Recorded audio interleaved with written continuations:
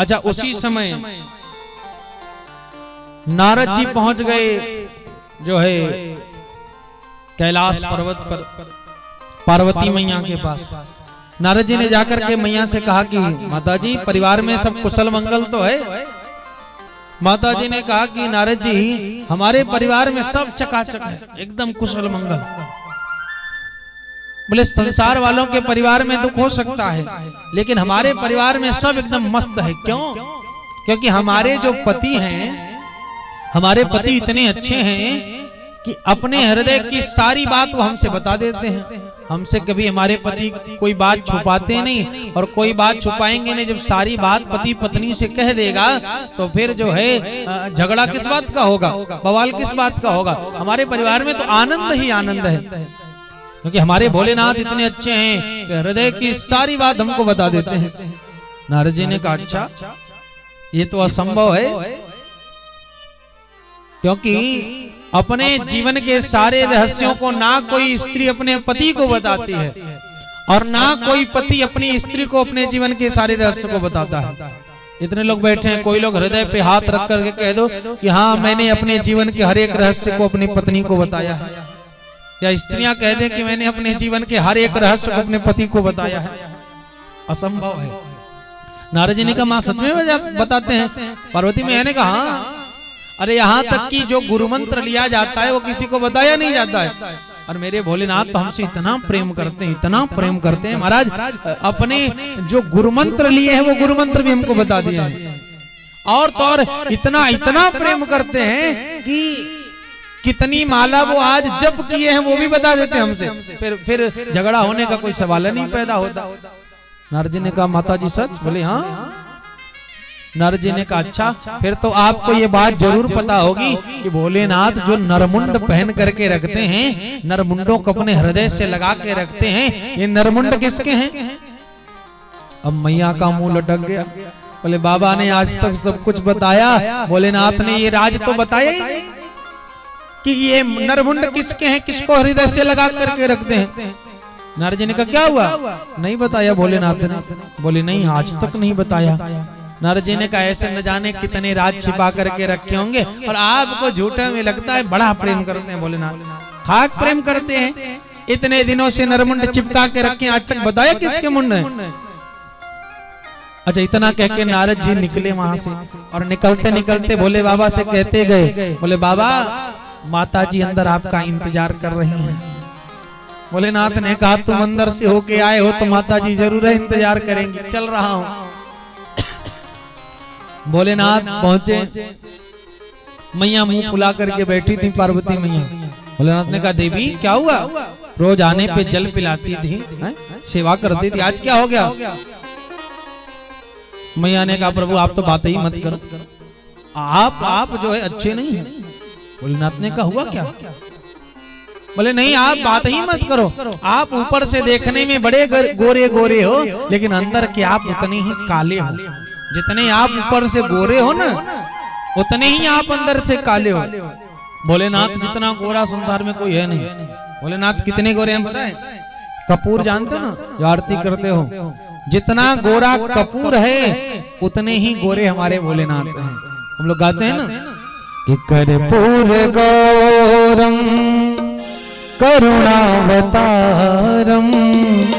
संसार सारम भुजगेंद्रहारम। कर्पूर गौरम करुणावतारम संसार सारम भुजगेंद्रहारम सदा वसंतम हृदयारविंदे सदा वसंतम हृदयारविंदे भवं भवानी सहितं नमामि। कर्पूर गौरम करुणावतारम संसार सारम भुजगेंद्रहारम। कर्पूर गौरम, जितना गोरा कपूर उतने गोरे भोलेनाथ। मैया ने कहा आप बात मत करो, ऊपर से देखने में खूब गोरे गोरे हो, लेकिन अंदर हृदय के उतना ज्यादा काले हो। भोलेनाथ ने कहा हुआ क्या? बोले आपने मेरे से बड़ी बातें छिपाई। भोलेनाथ ने कहा क्या छुपाई? बोले ये बताया कभी जो गले में ये नरमुंड पहन के रखे हो, हृदय से चिपका के रखते हो हमेशा, कभी दूर नहीं करते, ये नरमुंड किसके हैं? भोलेनाथ ने मुस्कुरा करके कहा देवी वैसे तो तुम परम्बा हो, जगदम्बा हो, भगवती हो, आदि शक्ति हो, लेकिन जब लीला वशीभूत तुम सती स्वरूप में आती हो और जब अपने पिता के यहाँ जाकर के अपने प्राण का परित्याग करती हो तो तुम्हारे ही मुंड ला करके मैं तुम्हारे उस सती स्वरूप से इतना प्रेम करता हूँ कि तुम्हारे ही एक एक मुंड ला करके माला में पिरो करके धारण कर लेता हूँ। मैया ने कहा यानी प्रभु ये जितने मुंड हैं इतनी बार मैं मर चुकी हूँ? भोलेनाथ ने कहा देवी। सती मैया ने कहा फिर एक बात बताओ, आप काहे नहीं मरते हो? आपने ऐसा कौन सा टेबलेट खा के रखा है कि आपके प्राण नहीं जाते हैं? भोलेनाथ ने कहा देवी हमने अमर कथा सुनी है और जो एक बार अमर कथा सुन लेता है वो कभी मरता नहीं है। मैया ने कहा प्रभु हमको भी वो टेबलेट खिलाओ। हाँ हम भी वो टेबलेट खा करके अमर होना चाहते हैं, हम भी मरना नहीं चाहते बार बार। भोलेनाथ ने कहा देवी वो कथा तुम सुन नहीं पाओगी। मैया ने कहा आप तो चाहते हो कि मैं बार बार मरती रहूं, आप तो चाहते हो मैं बार बार मरती, इसलिए वो टेबलेट हमको खिलाना नहीं चाह रहे, अपने खा के मस्त हो। अच्छा ध्यान देना, संसार में 3 हट होता है, तीनों हट बड़े विकट होते हैं। एक होता है बाल हट, बालक का हट। बालक हट पे आ जाए ये खिलौना चाहिए तो लेके मानता है, लेकिन थोड़ा डांट डपट दो तो वो मान जाता है, हट छोड़ देता है। दूसरा बोले ऋषि हट, ऋषि अपने हट पे आ जाए तो उसका भी हट बड़ा विकट होता है, लेकिन ऋषि हट को सेवा से शांत किया जा सकता है। लेकिन प्यारे एक हट होता है स्त्री हट, स्त्री हट को शांत करने का कोई उपाय नहीं है। बोले एक बार स्त्री हट पे आ गई तो बोले उसकी फिर बातों को मानना ही पड़ता है। आजकल पति लोग क्यों आगे पीछे घूमते हैं? बोले स्त्री हट ऐसा होता है कि एक बार कह दी कि मुझे ये वाला हार चाहिए तो तुम चाहे जहां से ला करके दो। स्त्री हट कभी भी शांत नहीं हो सकता। अरे भोलेनाथ जब स्त्री हट को नहीं रोक पाए तो हम आप तो मानव हैं।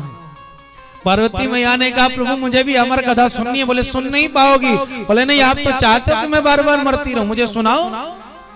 इतना हट पे आ गई, बोले सुनना है। भोलेनाथ हार मान करके बोले चलो सुनाता ही हूं। लेकर के आई पर्वताल क्षेत्र। जैसे ही भोलेनाथ ने डमरू बजाया और डमरू बजाते ही जितना जीव जंतु वहां जंगल में थे सब छोड़ करके भाग गए और एक वृक्ष के नीचे बैठ करके जैसे ही भोलेनाथ कथा सुनाना प्रारंभ किए, उसी वृक्ष के ऊपर यही सुखदेव भगवान अंडे के रूप में प्रतिपादित थे। और जब कथा शुरू हुई तो अंडा फूटा ये निकल करके बाहर आए। और छोटे से पक्षी कहाँ जाए बेचारे, उड़ करके बैठे रहे। भोलेनाथ ने कहा देवी देखो हम कथा सुनाएंगे लेकिन तुम हुकारी भरते रहना, हमको पता लगे कि तुम कथा सुन रही हो, क्योंकि हम नेत्र बंद करके कथा सुनाते हैं। तो हुकारी भरते रहना, हमको पता लगेगा कि आप कथा सुन रही हैं। मैया ने कहा ठीक है। जैसे ही कथा प्रारंभ हुई, कथा सुनाना भोलेनाथ ने प्रारंभ किया, लेकिन बीच कथा में माता जी को नींद आ गई। निद्रा देवी कथा में खूब आती है ना, नींद कथा में खूब सताती है। निद्रा देवी पार्वती मैया के सर पे आकर के विराजमान हुई। माता जी सो गईं। सुखदेव भगवान ऊपर घोंसले में बैठे बैठे देख रहे थे कि माता जी तो सो गई, हुकारी भरना बंद। और कहीं ऐसा ना हो कि हुकारी भरना बंद तो भोलेनाथ भी कथा को भी बंद कर दें। इसलिए सुखदेव भगवान हुकारी भरना प्रारंभ किए। हुकारी भरने लगे, कथा होने लगी। जब भोलेनाथ ने पूरी कथा करके जयकारा लगाया तब मैया की नींद खुली। बोली प्रभु आगे की कथा सुनाओ। भोलेनाथ ने कहा आगे की कथा? बोले हाँ अपने यहाँ तक कथा पहुंचाया था, आगे बताइए। बोले हमारी कथा तो पूरी हो गई, तुम थी कहाँ? बोले हम तो सो गए थे, नींद आ गई थी। बोले तुम सो गई थी तो कथा सुन कौन रहा था? ऊपर देखे तो सुखदेव भगवान त्रिशूल लेकर के बाबा दौड़ा लिए। बोले तुमने मेरी अमर कथा चोरी से सुनी है, मेरी कथा तुमने चुराई है। अब सुखदेव भगवान वहां से भगे और व्यास जी की पत्नी जमाई ले रही थी, उनके मुख के रास्ते उनके गर्भ में सीधा प्रवेश कर गए। अब भोलेनाथ व्यास जी के घर के बाहर त्रिशूल लेकर के खड़े। बोले व्यास जी आपके घर में चोर गया है, उसको निकालो। अब व्यास जी को पहले तो खूब हंसी आई बोले बाबा किसके घर चोरी हुई? भोलेनाथ ने कहा मेरे घर चोरी हुई है। बाबाजी ने कहा तुम्हारे घर है ही क्या? सांप बिच्छू और एक ठो खाली जो है मृगशाला पड़ा है और तमाम खोपड़ियां पड़ी हैं चिता का, कौन चुराने जाएगा उसको? आपके घर क्या चोरी हुआ? भोलेनाथ ने कहा मेरी अमर कथा चोरी हुई है। वो अमर कथा चुरा करके आया है। पिताजी ने कहा जब उसने अमर कथा सुन लिया है तो मरेगा कैसे? जो अमर कथा सुन लेता है मरता नहीं है। अब कहां फालतू में त्रिशूल ले घूम रहे हो, जाओ। भोलेनाथ को विदा किया और सुखदेव भगवान अपने मां के गर्भ में 12 वर्ष तक रहे। पिताजी बाहर से कहते थे बेटा चले आओ बाहर, तुम्हारी मां मर जाएगी। बोले मां मर जाए लेकिन हम बाहर नहीं आएंगे। बोले क्यों? बोले भगवान की माया बड़ी विचित्र है, ये पकड़ लेगी, माया में बंध जाएंगे हम। बोले कैसे आओगे? बोले भगवान स्वयं आकर के कह दें कि मेरी माया तुमको नहीं पकड़ेगी तब मैं आऊंगा बाहर। भगवान को आना पड़ा। भगवान ने आकर के कहा मेरी माया नहीं पकड़ेगी, आओ बाहर। तब 12 वर्ष की अवस्था में गर्भ से बाहर आए और नार इत्यादि को कंधे पे रख करके सीधा निकल पड़े जंगल की ओर। तो जो जन्म लेते ही परिव्राजित होकर के जंगल में जाकर के निरंकार ब्रह्म की उपासना में लीन हो गए, ऐसे सुखदेव भगवान का मुख लगा है इस भागवत में। तो ये भागवत का फल कभी भी खट्टा नहीं हो सकता।